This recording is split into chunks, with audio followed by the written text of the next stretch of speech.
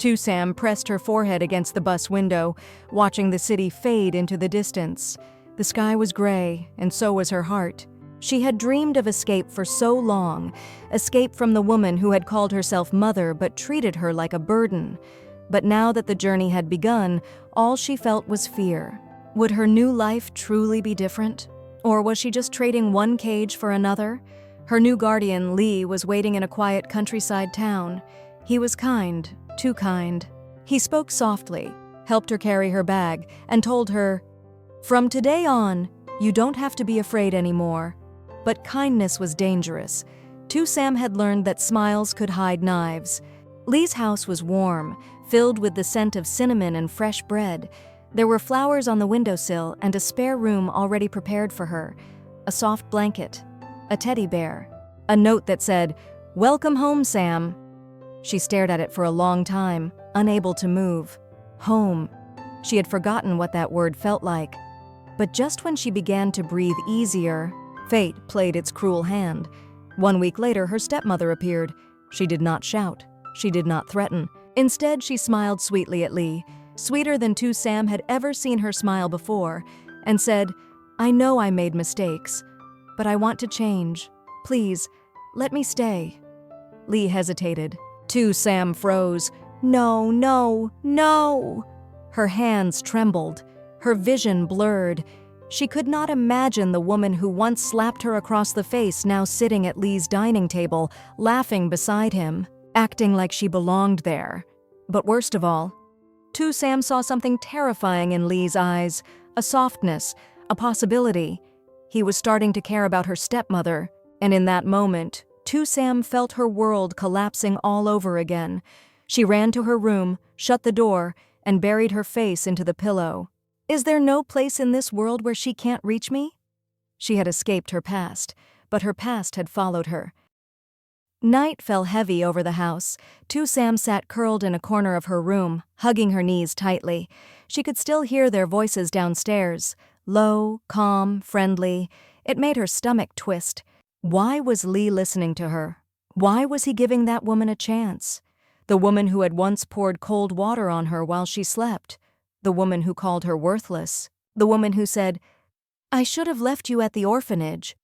And now she was downstairs pretending to be gentle, pretending to be human. Suddenly there was a soft knock on her door. "Sam, it's me, Ly." She wiped her tears quickly, refusing to let him see her weak, but her voice still trembled when she spoke. "What do you want?" There was a pause. "I turned her away," Ly said quietly. "She asked to stay. I told her no."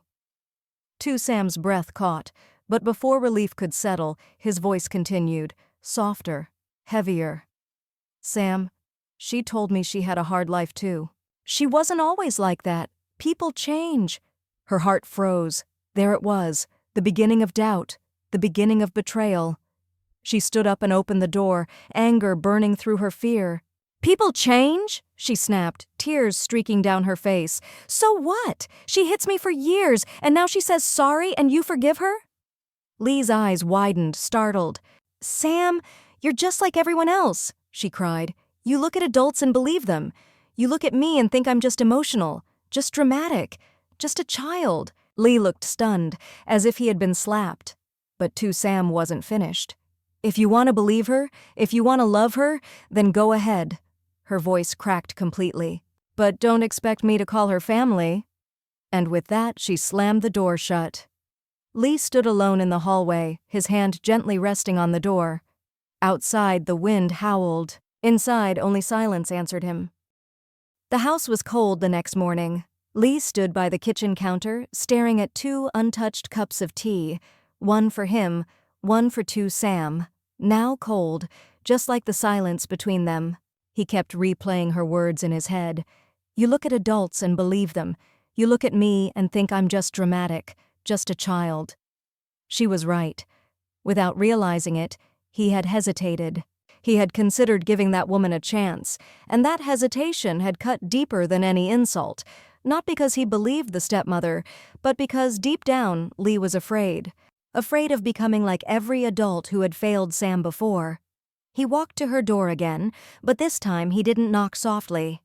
"Sam," he said firmly, "open the door, please." There was no response. He didn't leave. "If you don't open it, I will stay here all day." Silence. Then, slowly, the door cracked open. Sam looked exhausted, her eyes puffy from crying. Ly didn't try to smile. He didn't try to comfort her with empty promises. He simply spoke, steady and clear. "She is not welcome here anymore." Sam blinked, confused. "I told her to leave the city," Ly continued.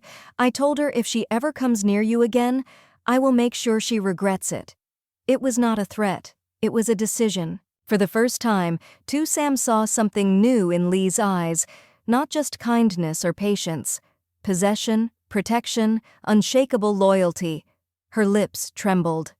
You really sent her away?" "I did," Ly replied, "because I don't care about—" Slowly, cautiously, Sam stepped closer, as if she still couldn't believe his words. She searched his face for hesitation, for doubt, for even the slightest crack in his resolve. But there was none. Ly didn't reach out to touch her. He didn't rush her, didn't try to pull her into comfort she wasn't ready to accept. He simply stood there as if declaring silently, "I am not moving. No matter how far you step back, I will not step away from you." Her voice was barely above a whisper. "What if she comes back?" "She won't," Ly said with certainty. "But if she does, she will meet a version of me she has never seen." For a moment, Sam just stared. The air between them shifted. She had seen Ly kind, gentle, patient. She had seen him joke, worry, protect. But now she saw something she had never dared to imagine. A man willing to destroy the world if it meant keeping her safe. Her hands trembled. She didn't even know when her tears started falling. Why do you care so much?" Ly didn't hesitate.